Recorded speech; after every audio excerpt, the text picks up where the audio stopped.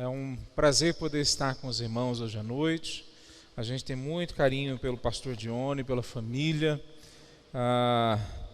Em Goiânia, além de ter sido professor do Dione, eu também tive o prazer de pregar na igreja que ele fazia parte junto com a família várias vezes. Então a gente tem um carinho por ele e pela família muito grande.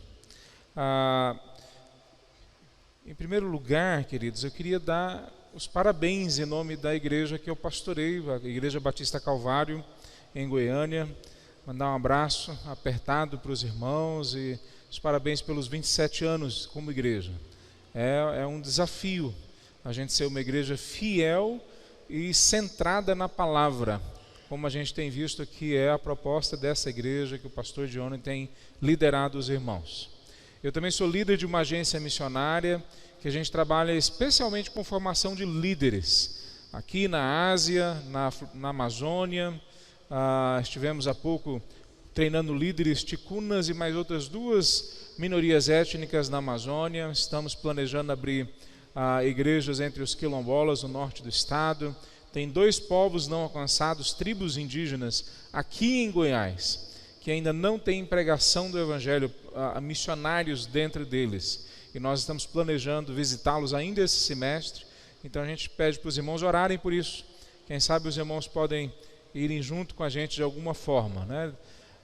E a gente também, em nome da agência missionária, então queria desejar aí feliz aniversário para a igreja e que Deus possa abençoá-los.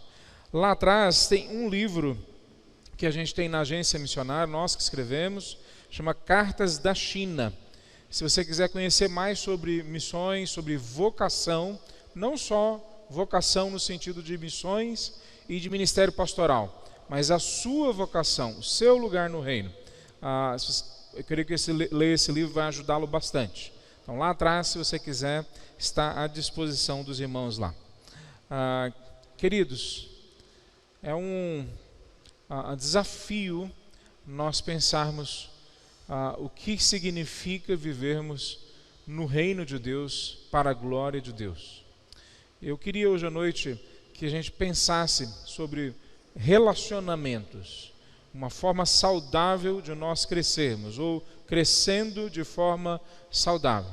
E nós vamos ler um texto para falar sobre isso, que via de regra nós lemos esse texto quando falamos de missões. Quando a gente fala de missionários que vão, então normalmente não tem a ver, pelo menos na mentalidade da igreja, com a gente que fica. Nós vamos ler o texto de Mateus 28, de 16 até o 20. Então esse texto fala, obviamente, do mandato, né, da ordenança, do envio da igreja para fazer discípulos de todas as nações. Mas ele fala mais do que isso. Queria convidá-los para nós abrirmos, vamos ficar em pé? Abrimos as nossas Bíblias em Mateus, capítulo 28, nós vamos ler do versículo 16 até o 20. Mateus 28, do 16 até o 20. Esse é um texto que que conta a narrativa logo após a ressurreição de Cristo Jesus.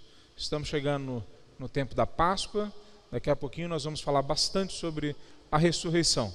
Mas hoje nós vamos antecipar um pouquinho a Páscoa e vamos falar sobre o que significa Jesus ter ressuscitado e enviado o seu povo, a igreja, para representá-lo. Mateus 28, 16 a 20. Então os 11 discípulos partiram para a Galiléia e foram ao monte que Jesus havia indicado. Quando viram, o adoraram. Alguns deles, porém, duvidaram. Jesus se aproximou deles e disse: toda a autoridade no céu e na terra me foi dada. Portanto, vão e façam discípulos de todas as nações, batizando-os em nome do Pai, do Filho e do Espírito Santo. Ensine esses novos discípulos a obedecerem a todas as ordens que lhes dei. E lembrem-se disto: estou sempre com vocês até o fim dos tempos. Vamos orar? Santo Deus, nós clamamos agora que o Senhor venha iluminar a nossa mente, para que nós possamos entender a Tua palavra. Espírito Santo de Deus, tenha liberdade para trabalhar no coração de cada um de nós que está ouvindo aqui, ou que estiver em outro local, ou que vai ouvir depois. Ó Deus, que a Tua palavra possa fazer sentido e possa nos convencer e converter para uma nova vida em Cristo Jesus, para uma vida plena como filhos Teus. Em nome de Jesus. Amém. Por sentar, meus irmãos. Se tem uma palavra que pode resumir o que significa a Bíblia, ou o que a Bíblia trata, é a palavra relacionamento. Toda a história que a gente vê na palavra de Deus, a história da salvação. É assim que a gente tem estudado muitas vezes sobre o que nós lemos na palavra de Deus, a história da glória de Deus. Toda essa história é a história de Deus vindo se relacionar com o homem. Lá desde o começo, em Gênesis capítulo 1, Deus cria o homem, e quando Ele cria o homem tem uma relação, é chamado, é convidado para uma relação de intimidade, de amizade com Deus.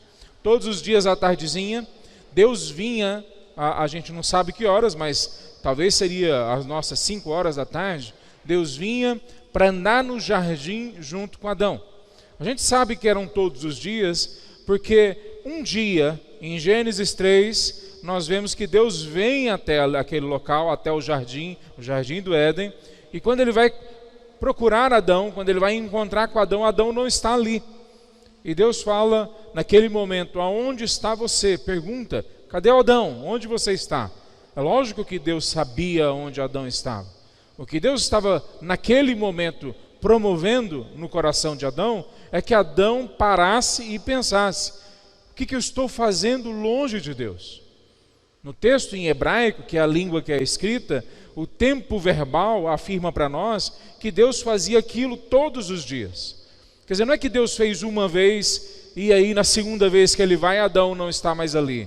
Mas Ele fazia todos os dias. Por quanto tempo? Nós não sabemos. Pode ter sido todos os dias por uma semana, por um mês, por um ano, por 10 anos. De fato, nós não sabemos quantos dias Deus veio à tardezinha para caminhar com Adão, para construir essa relação, esse relacionamento com Adão. Um dia, em Gênesis 3, versículo 9, Adão quebra essa relação com Deus. Ele declara independência de Deus. Esse é o pecado de Adão. O pecado de Adão não é comer uma fruta, comer uma maçã, ou qual seja essa fruta que ele comeu. O pecado de Adão é desobedecer a Deus, porque ele agora acha que ele sabe definir o destino dele. Ele sabe tomar as decisões. Ele não precisa mais de Deus. Ele tem acesso a tudo que ele precisa, todas as informações. Parece que o pecado de Adão não foi só lá atrás. Mais do que nunca hoje, nós falamos com palavras e ações que nós sabemos tudo o que precisa saber. Nós temos todas as informações. E se nós não temos todas, o Google tem. É só a gente digitar que o Google traz para a gente. Então, qual que foi o pecado de Adão?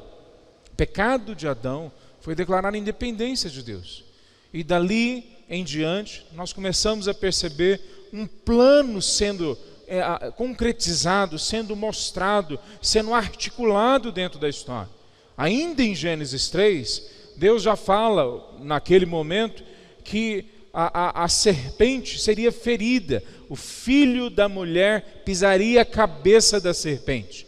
Uma referência a Cristo Jesus. Então lá atrás, em Gênesis, já se fala que Cristo viria para derrotar a serpente. Então durante toda a história, nós vemos essa história da salvação se desenrolando. Ela não começa no Novo Testamento. A mesma coisa que nós vemos lá atrás, nós vemos sendo repetido durante a história. Depois, no Novo Testamento, é esclarecido para nós algumas coisas. Efésios 1, por exemplo, diz que antes da história, antes da criação, Deus tinha um plano eterno, um mistério. Em Efésios capítulo 1, versículo 10, que esse mistério, ele diz que era trazer todas as coisas de novo para o centro, para debaixo da autoridade de Cristo Jesus. Em 1 Pedro capítulo 1, é dito a mesma coisa para nós, que antes da criação do mundo, Ele nos escolheu. Em Apocalipse capítulo 13, diz que antes da criação do mundo, nós já estávamos com os nomes daqueles que iriam ser salvos escritos ali. Então Deus, antes do início da história, já tinha definido que ele iria trazer um plano, um projeto, um empreendimento para trazer a gente de volta para um relacionamento com ele. Deus não abandonou Adão, e não abandonou você, e não me abandonou, mesmo quando nós declaramos independência. A principal linguagem que a gente vê a palavra de Deus trazendo sobre relacionamento é a linguagem da aliança.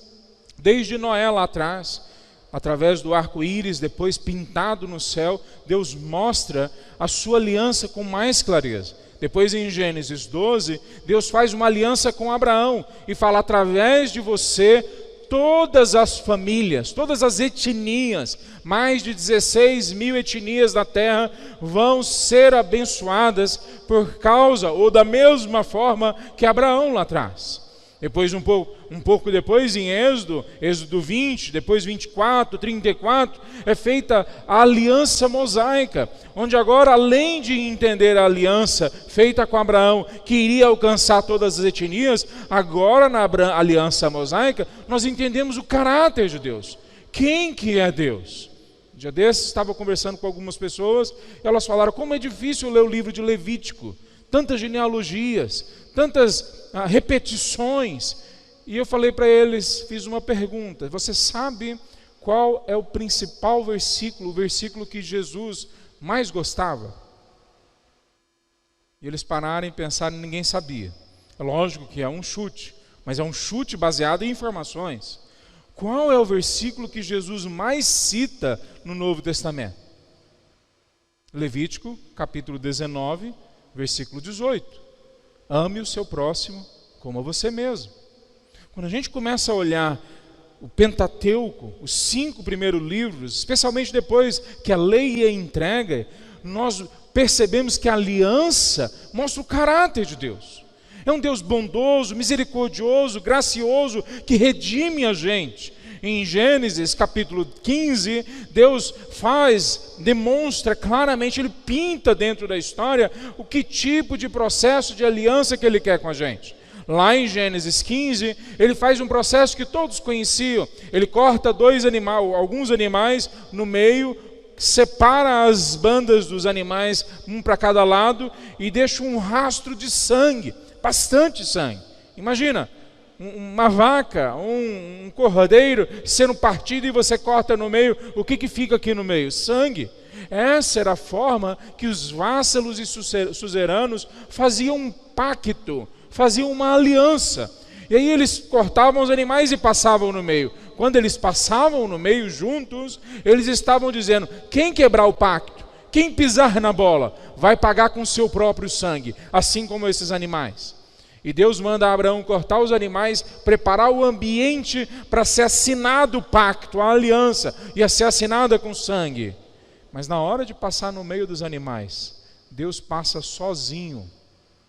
Ele não chama Abraão para ir junto. Deus faz uma aliança com Abraão, mas ele passa no meio dos animais sozinho, para Abraão e para todos daquele ambiente. Sabiam exatamente o que significava. O que é que Deus estava dizendo?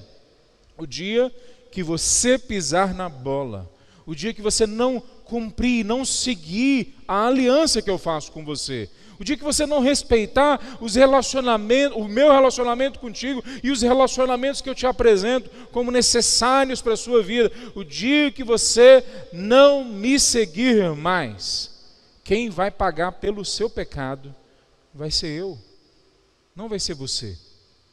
Quando é que na história isso aconteceu? Quando na história alguém nos substituiu na hora de pagar pelos nossos erros, pelos nossos pecados? Na cruz de Cristo. Então você vê, a história da salvação é a história de Deus buscando construir uma aliança com a gente, restaurando a gente ao propósito original que Ele tinha. Depois, quando nós olhamos na vida de Davi, em 2 Samuel capítulo 7, Deus faz agora uma aliança com Davi, e Davi quer construir um prédio, um templo para Deus. E Deus fala para ele: você não vai construir um templo para mim, mas muito bem o seu coração. E por causa do seu coração, eu é que vou construir uma casa para você. Não é você que vai construir para mim. É eu que vou construir uma casa, um lar, uma família que vai ter sempre um descendente à frente do reino e do reinado do povo de Deus. Quem é o descendente de Davi que assumiu o trono do reino de Deus para toda a eternidade? Jesus. Então, ainda na aliança que Deus faz com Davi, todos nós, todos que recebem a Cristo Jesus, são chamados de novo a participar agora de algo que é lindo para todas as nações, que mostra o caráter redentivo, gracioso de Deus, e é eterno, é para sempre. Em Lucas 22, esse mesmo conjunto de alianças toma o seu clímax, e na cruz de Cristo Jesus é feita a nova aliança, que hoje mais uma vez nós comemoramos, nós relembramos com a ceia do Senhor. Então, diante de toda a história, nós vemos que relacionamentos é o alvo de Deus. Deus quer trazer a gente de volta, e Ele quer usar a gente para trazer pessoas de volta. Ele quer usar a minha vida e a sua vida para mostrar para o que Ele veio, para o que Deus veio até a terra, para que Jesus veio até nós, para nos trazer de volta para casa, para o lar, para a família. Então, o que nós podemos ver nesse texto que nós lemos? O evangelho do reino que é apresentado por Jesus é a proposta de restauração do relacionamento com Deus. Essa é a mensagem do evangelho. O evangelho não é sobre sermos batistas, ou evangélicos, ou católicos, ou cristãos, ou bonzinhos. Não é sobre isso. O evangelho é a respeito do relacionamento que está sendo reconstruído na cruz de Cristo com Deus, que nós voltamos a poder nos relacionar com Ele. Então, diante disso, nós nos submetemos à autoridade de Cristo, nós obedecemos às palavras de Cristo, nos entregamos a um relacionamento real com Cristo, e dessa forma nós crescemos uns aos outros, ou juntos, na graça do Pai. Eu queria falar sobre, então, essas três características, ou essas três verdades que eu afirmei aqui. Primeiro, que a autoridade de Cristo fundamenta a nossa nova vida no reino de Deus, ou a vida no reino de Deus, ou o que é o reino de Deus. Veja, quando nós olhamos diante desse texto que nós lemos, os discípulos já haviam passado 3 anos com Jesus. Eles já tinham sido, em alguma medida, preparados para o que vinha a seguir.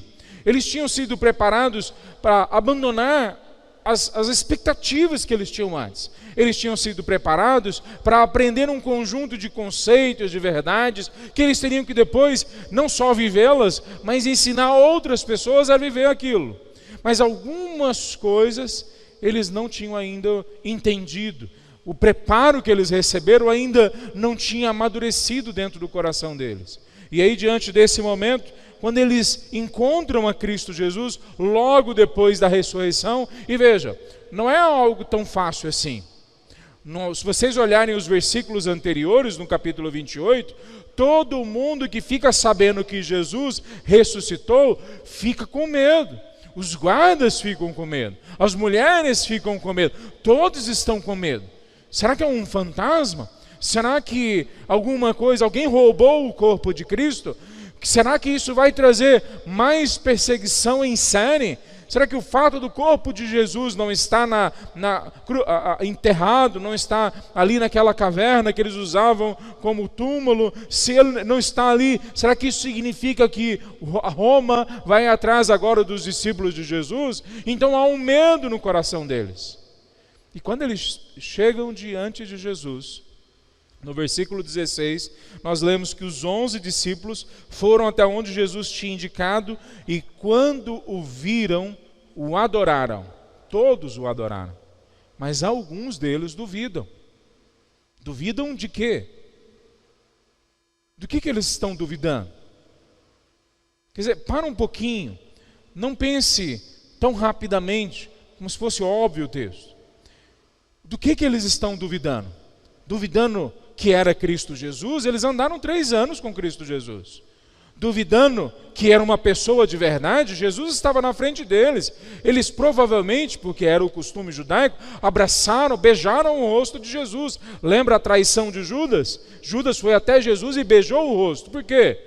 Porque esse era uma forma de relacionamento deles. Eles se abraçavam, eles pegavam na mão, eles se tocavam, como a cultura brasileira. Talvez se fossem outras culturas asiáticas, ali vivenciadas da mesma forma, eles não se tocariam. Mas eles viram que era Jesus. Eles viram que era uma pessoa de verdade. Então eles não tinham dúvida do que estava acontecendo. Não, eles não tinham dúvida que Jesus tinha ressuscitado, vencera a morte, que ele era mais poderoso do que todos os inimigos, inclusive do maior inimigo, a morte. Veja, eles não têm dúvida sobre isso. Não, qual é a dúvida deles? A pista que nós temos é que a dúvida deles é acerca não de Jesus, mas acerca deles. O que é que nós temos que viver diante dele? Porque antes ele era um grande mestre. Nós sabemos viver diante de um grande mestre, diante de um grande filósofo, diante de um grande professor. Antes, talvez para outros, ele era um grande líder. Nós sabemos viver diante de um grande líder poderoso. Antes, para alguns deles, talvez ele fosse um líder político que ia tomar o poder em algum momento. Mas agora viver diante do Deus Todo-Poderoso, feito carne diante deles, nenhum deles estava preparado para isso. Um dos nossos problemas é que nós chegamos muito rápido a conclusões que não deveria ser assim. Nós deveríamos ir parar e pensar: o que é que a palavra de Deus está falando sobre quem Deus é, sobre quem Jesus é? E nós cantamos músicas e não pensamos às vezes no que estamos cantando. Cantamos agorinha, coroado és tu, ó Rei Jesus. Cantamos agorinha, mas quem é Jesus? Para esses discípulos está claro quem ele é, não está claro quem eles são. O que nós vamos fazer agora? Que vida é essa? Que nova vida é essa? Que reino é esse? Que reinado é esse? Veja, a palavra reino de Deus vem do grego basileia. Não é usado necessariamente essa palavra nesse conjunto de versículos que nós lemos. E essa palavra não tem a ver como nós muitas vezes pensamos no reino, geograficamente. Tem a ver com reinado. O reinado de Deus no coração das pessoas, a direção de Deus na vida de algumas pessoas que entregam as suas vidas a Ele. Então, quando nós olhamos isso aqui, existe um outro conjunto de realidades que eles não tinham antes. Então, a autoridade que eles veem agora em Cristo Jesus não é mais simplesmente porque Jesus fala como ninguém falava. A autoridade que eles veem em Cristo não é mais só porque Jesus é melhor do que todos os outros, porque ele fazia milagres, porque ele curava pessoas, porque ele transformava água em vinho. A autoridade de Jesus agora é porque ele agora vence a morte. Ele vence tudo. Agora ele está diante deles alguém que tem autoridade sobre toda a realidade. Veja, se existe uma coisa que se impõe nas nossas vidas, é a realidade. Suba em cima do prédio, de um prédio qualquer, e pule lá de cima. Não faça isso. Jogue alguma coisa lá de cima, que você vai ver a lei da gravidade em operação. Qual que é a diferença da lei com uma teoria? Que a lei, nós temos a comprovação dela na realidade. Então, diante da realidade, nós vemos uma autoridade. A autoridade de Cristo Jesus sobre o todo da vida, nós vemos depois da ressurreição dele claramente exposta para nós. Então, diante dessa autoridade, o que os discípulos estão agora entendendo? Toda autoridade me foi dada no céu e na terra.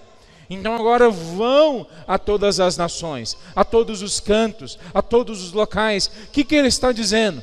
Ele está dizendo o que alguns depois falaram, que Jesus está mostrando para eles que cada centímetro da realidade pertence a Ele, que cada pessoa pertence a Ele, que cada povo pertence a Ele, que cada estrela das bilhões e bilhões de estrelas da nossa galáxia pertence a Ele, que cada espaço da realidade pertence a Ele. Então, por causa disso, a nossa realidade agora é baseada, é fundamentada na autoridade dEle. Nós podemos ir para a casa das pessoas e falar do nome de Cristo Jesus. Algumas vão negar, porque elas não querem se dobrar ao Rei. Mas ao mesmo tempo nós podemos ter certeza que porque Ele tem autoridade e Ele nos mandou ir, então pessoas vão ouvir o Evangelho.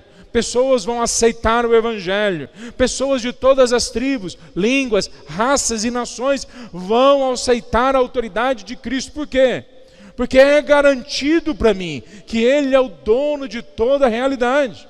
Então eu posso ter certeza que a minha empresa, a minha profissão, o meu trabalho, aonde eu vou, ali a presença de Deus vai agir através da minha vida se eu me submeter a Ele. Por quê?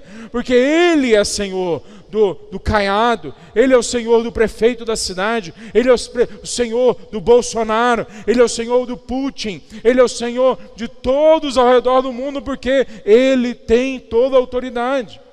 Então a primeira coisa que nós vemos nesse texto é que a autoridade de Cristo Jesus fundamenta a vida, a nova vida no reino de Deus. Quem é que tem autoridade na sua vida? Aonde é que você vai buscar os princípios e valores para tomar suas decisões? Aonde trabalhar, com quem trabalhar, vender ou não vender, colocar o seu filho nessa ou naquela escola, ir para essa ou aquela igreja, morar nessa ou naquela cidade. Da onde é que você tira autoridade na sua vida, ou que você busca autoridade para dizer que você vai fazer ou vai deixar de fazer alguma coisa? A palavra de Deus diz que se você seguir a Cristo Jesus, você agora é pobre de espírito. Mateus capítulo 5. Pobre de espírito, lá em Mateus 5, significa o seguinte, que a autoridade agora, eu abro mão de qualquer autoridade. Eu pego agora a autoridade da minha vida e coloco nas mãos dele. E sabe que é falado sobre os pobres de espírito? Que deles é o reino dos céus. Há muitos de nós que ainda querem ser ricos de espírito, que não dão para ninguém a autoridade das suas vidas. E o texto está dizendo para nós claramente que os discípulos nesse momento são alertados por Cristo, são comandados por Cristo, mas nós percebemos nas entrelinhas que eles entendem que agora a autoridade toda ela está entregue nas mãos de Cristo. Nós percebemos isso nas próximas páginas, entrando no livro de Atos, que os discípulos entenderam completamente que a autoridade da vida deles agora pertence a Jesus Cristo de Nazaré. Sabe qual que é o problema com a gente? É que nós entendemos de cara esse tipo de texto como se ele estivesse falando dos pastores ou dos missionários. Quer dizer, são esses que nós enviamos. Não tem a ver com a gente. Mas ele está dizendo toda a autoridade, todas as pessoas, todos os que servem a Cristo Jesus pertencem a Ele. Então a autoridade de Cristo Jesus diz para nós que cada área do viver humano, todas as profissões legítimas, todos os governos, todas as pessoas, toda a terra pertence a Ele. E porque toda a autoridade é dele, então a gente pode ter certeza que nós vamos ter sucesso naquelas coisas que Ele nos mandou fazer. Mas nós também podemos ter certeza que por onde nós passarmos e houver dor, houver sofrimento, Ele nunca vai deixar causar em nossas vidas um dano eterno. Porque tudo o que acontece, o todo da realidade, tudo o que acontece nas nossas vidas é protegido, é cuidado, é comandado por Ele. A segunda coisa que esse texto nos fala, que a autoridade de Deus fundamenta a vida nova no reino de Deus. Mas ele fala também que a palavra de Cristo Jesus esclarece o que é essa nova vida no reino de Deus. Veja, todos eles tinham expectativas acerca do que eles seriam se andassem com Cristo. Alguns queriam ser mais ricos, alguns mais poderosos, alguns queriam ser líderes, outros queriam ser famosos. Todos eles tinham expectativas. Talvez alguns tivessem expectativas mais nobres do que outros, mas todos tinham expectativas. Nas palavras de Cristo, Jesus estabelece para eles agora que todas as expectativas deles, todos os planos, todos os sonhos têm que ser jogados no lixo. As expectativas agora têm que ser construídas com base no que Ele está dizendo. E o que é que Ele está falando para nós? Existe um evangelho que foi apresentado para nós, que Cristo morreu por nós na cruz, pagou os nossos pecados e agora nós vamos representando Ele. É assim que Paulo entende e fala em Filipenses capítulo 1, se não me engano no versículo 28. Ele diz o seguinte, que a nós foi dado não só a salvação, a alegria da salvação, mas a honra de sofrermos por Cristo Jesus. Depois em 1 Timóteo, Paulo ainda fala, 2 Timóteo ele fala mais, 2 Timóteo capítulo 3, versículo 12, ele diz para nós que todos aqueles que querem viver uma vida de piedade, de imitação de Cristo Jesus, vão ser perseguidos, vão passar por sofrimentos. Veja, então a palavra de Cristo aqui estabelece para nós, olha o que ele diz para nós, toda a autoridade me foi dada, então a vida de vocês tem que ser baseada agora na minha autoridade. Vão e façam discípulos de todas as nações. Quem é que tem que ir? Todos os discípulos. E para onde eles vão? Para todas as nações. E eles vão fazer o que lá? Ensinar todas as coisas. Quais são essas todas as coisas? Somos todos nós, indo para todos os cantos, e nós só vamos conseguir isso se todos nós realmente nos envolvermos. Depois em Atos 1:8, o anjo fala para a igreja, vocês vão e vão em Jerusalém, sejam testemunhas em Jerusalém, Judeia, Samaria, até os confins da terra, ao mesmo tempo, é o que o tempo verbal indica.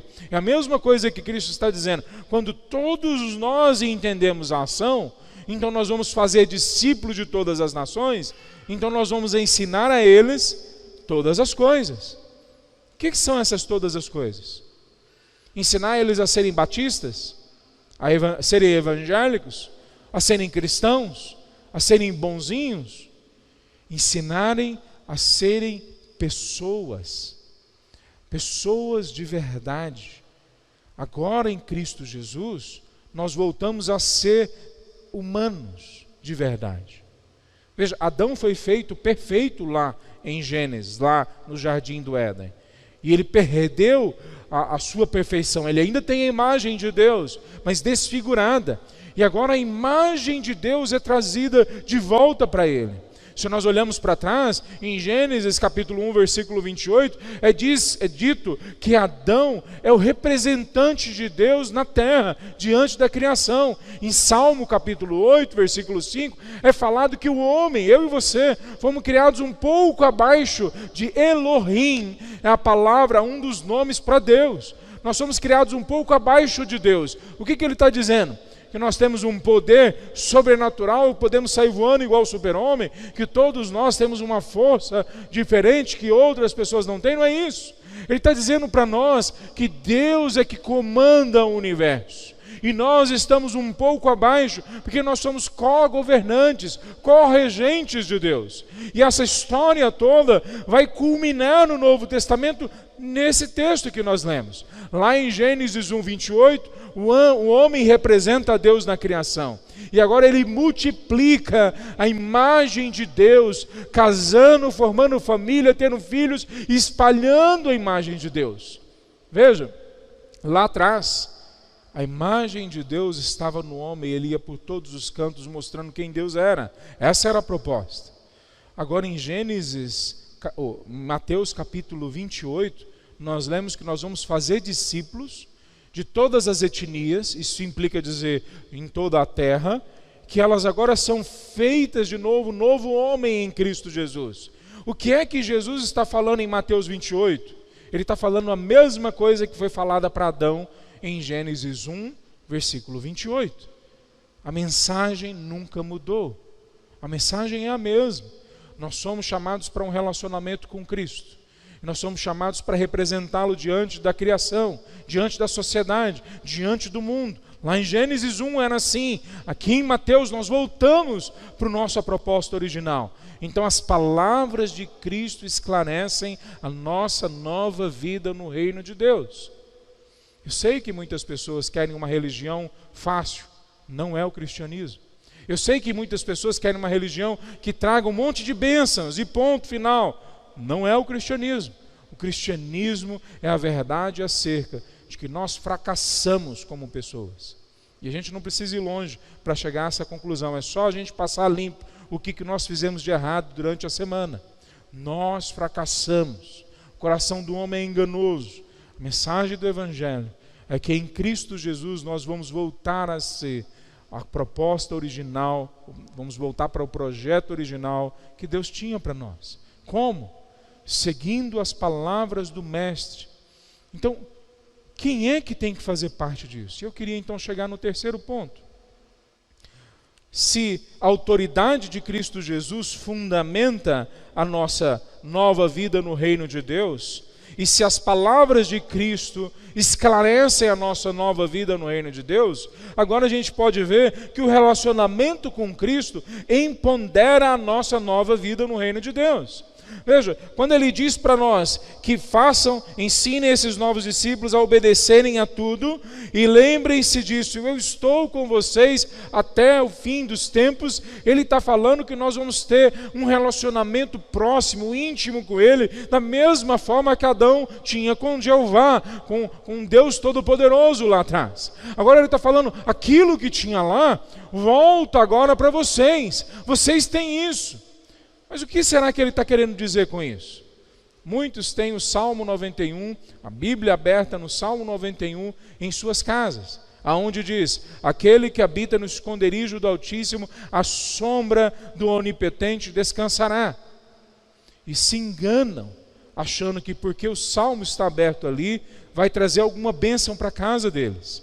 Porque o Salmo, a verdade que ele está dizendo é que existe uma geografia espiritual, se é que a gente pode dizer dessa forma, que aqueles que vão até onde está a presença do Todo-Poderoso, aqueles que saem da sua vida antiga e vão para a nova vida em Cristo Jesus e continuam ali, essas pessoas estão protegidas pela sombra do Altíssimo. Essa verdade é repetida em toda a palavra de Deus. Na verdade, Gênesis capítulo 3, versículo 9, traz exatamente a primeira vez essa verdade. Quando Deus vem para o jardim e fala para Adão, aonde está você? Essa pergunta que passa pelos séculos, aonde está você, que não aqui comigo? Salmo capítulo 127 fala para nós, se o Senhor não é o construtor da casa, em vão trabalha aquele que edifica. De novo a mesma verdade, se o Senhor não está construindo essa casa, por que você quer construir? Se o Senhor não está trabalhando aonde você está, por que é que você quer ficar lá? Se o Senhor não está construindo essas coisas que você se lança a construir, vigiar, proteger, por que você quer construir, vigiar e proteger essas coisas? O texto é claro. Aonde Deus está, é lá que nós temos que estar. Mas se nós optarmos por estar em outro local, esse verso não se aplica às nossas vidas. Jesus não está dizendo que Ele vai estar com todos os cristãos todos os dias até o fim dos tempos. Não é isso que ele está dizendo. O que ele está dizendo é, todos esses que entenderam a mensagem do Evangelho, que entenderam que a mensagem principal é Deus restaurando relacionamentos, a todos esses, ele diz que vai estar com a gente todos os dias até o fim dos tempos. Se não, olha o versículo que nós lemos e podemos ler de novo. Ensine esses novos discípulos a obedecerem a todas as ordens que eu lhes dei. E eis que estou com vocês até o fim dos tempos. Então, todos os discípulos, ensinando pessoas de todas as etnias, tudo que Jesus ensinou, e Ele vai estar com a gente todos os dias. Essa é a totalidade do Evangelho. Então, o que é que nós ensinamos as pessoas? Nós ensinamos as pessoas a serem pessoas inteiras, a terem a vida plena prometida em João capítulo 10. Nós ensinamos as pessoas a voltarem para a água viva de João capítulo 4. Nós ensinamos as pessoas a encontrar o caminho de volta para Deus, que está em João capítulo 14. Nós ensinamos as pessoas a serem nova criatura, como está em 1 Coríntios capítulo 3. Nós ensinamos as pessoas que elas não precisam mais viver uma miséria de vida, que elas não precisam ser mulheres fracassadas, homens fracassados, não precisa viver em depressão, com medo do futuro. Nós ensinamos as pessoas que há uma qualidade de vida vida que elas ainda não aproveitaram. E mais do que isso, nós que já temos a Cristo Jesus no coração, é oferecido para nós um nível de relacionamento com Cristo, de amizade com Cristo, de parceria com Cristo, que só quem vai para a rua, depois que termina o culto, com a proposta de entrar na casa do outro, na família do outro, no horário que o outro está trabalhando, e lá orar com ele, repartir o pão, só essas pessoas que já são de Cristo Jesus, mas que vão para esse nível de intimidade com o Mestre, e com o que o Mestre está fazendo, é que ele garante que com elas vai ter um relacionamento mais profundo. Jesus, em João capítulo 15, versículo 15, ele fala: não os chamo mais de escravos, de servos, eu chamo vocês de amigos. Por quê? Porque ele tem um sentimento gostoso pela gente, porque ele quer causar na gente, sabe, aquele negócio gostoso na boca do estômago quando a gente canta as músicas aqui, porque a gente é bonzinho, a gente vem no culto domingo. Não é por causa disso. O versículo continua, fala: eu chamo vocês de meus amigos, porque eu compartilho os meus planos com vocês. Eu chamo vocês de amigos, porque não há segredo entre o que eu quero fazer e o que eu vou fazer com vocês. Eu já abro isso para vocês já de cara. Quando nós olhamos na sequência desse texto, quando o Espírito de Cristo vem sobre os discípulos em Atos capítulo 2, nós vemos de Atos 2 a Atos 4 uma janela, e essa janela mostra para nós o que acontece na vida daquelas pessoas, um avivamento. E sabe o que o avivamento leva a acontecer na vida deles? Restauração de relacionamentos. Não vira algo religioso, não vira rituais. Eles não vão para dentro de um prédio e ficam lá ensimesmados dentro de um gueto. Veja, virmos para o ajuntamento do povo de Deus, para a casa de Deus, que é o povo dele reunido, não só faz sentido, mas é mandamento. Não deixais de vos reunir, fala lá em Hebreus capítulo 10, nós temos que vir. Mas nós saímos desse ajuntamento e indo para a casa das pessoas. Atos capítulo 2, quando os discípulos pregam a palavra, Pedro prega a palavra, 3.000 pessoas têm o coração deles ardendo. Lá é falado que o coração deles está rasgado. É uma expressão para dizer que eles não sabem o que fazer mais, eles precisam se arrepender e não sabem como. E aí Pedro fala: arrependam-se e creiam em Cristo Jesus. E todos os 3.000 ali foram batizados. O que acontece no próximo dia? Eles viram religiosos? No próximo dia, veja, há 20.000 pessoas em Jerusalém, 20.000 pessoas. No próximo dia, dessas 20.000, pouco mais de 3.000 são cristãos agora, seguem a Cristo, mesmo sabendo que Cristo semanas antes havia sido crucificado, e eles talvez vão sofrer perseguição como sofreram. Alguns dias depois, mais 5.000 pessoas se convertem. Então agora tem 8.000 cristãos na cidade que tem 20.000 pessoas. E alguns dias depois, ou semanas depois, eles param de contar. E é dito para nós em Atos 2 e depois em Atos 4, que não havia necessitado entre eles. 90% das pessoas de Jerusalém eram escravos. Eles não tinham talvez 3 refeições por dia, mas agora todos os dias eles comiam nas casas uns dos outros. Em Atos 4 é dito que algumas pessoas, como Barnabé, vendia as coisas que ele tinha e dava para aquelas pessoas que tinham necessidade. Veja, olha o que acontece. Empresários sabem o que eles têm que fazer amanhã, segunda-feira. Engenheiros sabem o que eles têm que fazer. Professores sabem o que eles têm que fazer. Fazendeiros sabem o que têm que fazer amanhã cedinho. Donas de casa entendem claramente o que tem que fazer, tem que limpar, tem que fazer comida. Homens que cuidam das suas casas, homens que têm família, sabem que tem que trazer a provisão. E nós sabemos um monte de coisas sobre as nossas profissões, as nossas tarefas, mas os embaixadores do reino de Deus, na segunda-feira, muitas vezes ficam andando igual barata tonta e não sabem o que tem que fazer. O que é que nós temos que fazer na segunda-feira? como embaixadores do reino de Deus, que é falado em 1 Coríntios 5:20, 2 Coríntios 5:20. Nós temos que sair na segunda-feira e ensinar pessoas a imitarem a Cristo Jesus. Nós temos que entrar para dentro da casa dessas pessoas, lermos a Bíblia, orarmos com essas pessoas, falarmos a ela do que Deus já fez nas nossas vidas e esperarmos ansiosamente para que Jesus Cristo de Nazaré traga um avivamento em nossos corações, em nossas vidas. No caminho para cá, eu vim ouvindo o Dr. Russell Shedd.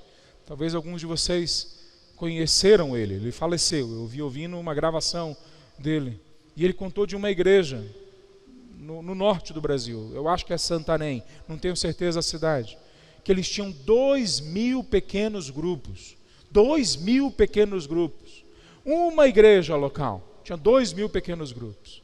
O Dr. Russell Shedd dando um testemunho de que aquela cidade está sendo transformada por causa desses pequenos grupos, porque eles não assumiram que aceitar Cristo Jesus é uma mensagem religiosa, que eu sigo ritos, que eu sigo padrões iguais os outros cristãozinhos fazem. Eles assumiram que seguir a Cristo Jesus é uma novidade de vida, eu sou uma nova pessoa, e na segunda-feira eu vou para a casa das pessoas e bato na porta da casa das pessoas, eu falo: você quer ouvir falar de Cristo Jesus? E se eu tenho vergonha, eu acho um irmão que não tem vergonha para ele fazer isso, mas eu abro a minha casa, a minha mesa, eu chamo as pessoas para almoçarem comigo, jantarem comigo, tomarem café comigo, viajarem comigo, assim que o evangelho vai passando de uma pessoa para outra. Veja, o evangelho é para ser pregado no culto, sem dúvida nenhuma, mas o evangelho é muito mais ainda para ser pregado nas nossas relações, porque o que Jesus está falando para nós é que cada um dos que aqui já tem a Cristo Jesus tem que sair e fazer discípulos. O discipulado na palavra de Deus é muito mais do que sentar e ensinar um a um a palavra de Deus. É muito mais do que isso, mas ele não é menos do que isso.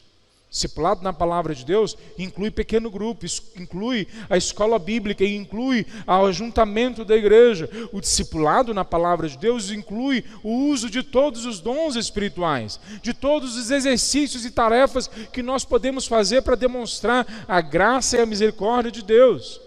Mas o discipulado nunca prescinde do envolvimento de todos nós, de todos os servos de Cristo Jesus. E qual que é o que é nos prometido se nós obedecemos a Cristo Jesus? Veja, Cristo Jesus não é, ao contrário do que alguns às vezes pensam, não é um masoquista. Cristo Jesus não está pendurado numa cruz. A cruz está vazia. Cristo não está mais lá. E mesmo quando ele esteve lá, ele não foi porque ele é masoquista. Hebreus capítulo 6 diz que Jesus enfrentou o sofrimento e a cruz por causa da alegria que estava proposta. Por que hoje nós enfrentamos a batalha de viver o evangelho plenamente? Nós enfrentamos por causa do supremo bem, a presença de Cristo Jesus em nossas vidas.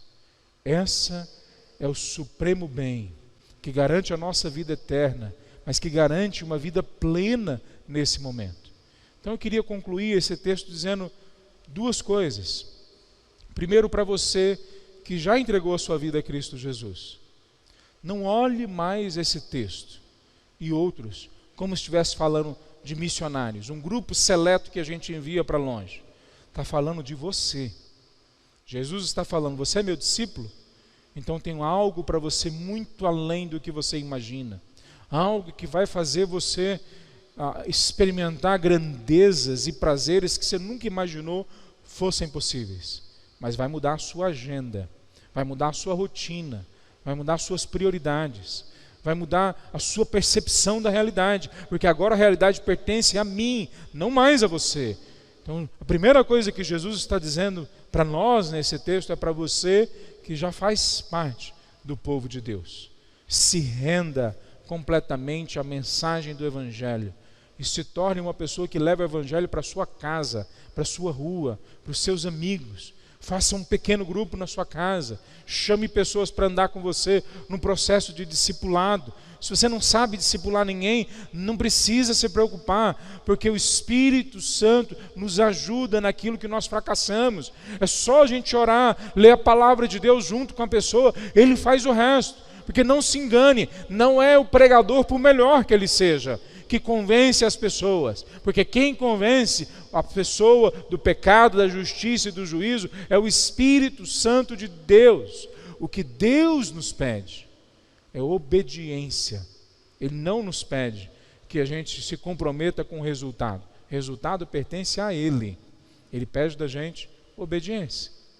Agora, a segunda coisa que eu queria concluir: se você ainda não entregou a sua vida a Cristo Jesus, se você ainda não entendeu, até agora não tinha entendido, que a vida com Cristo Jesus não tem a ver com religião.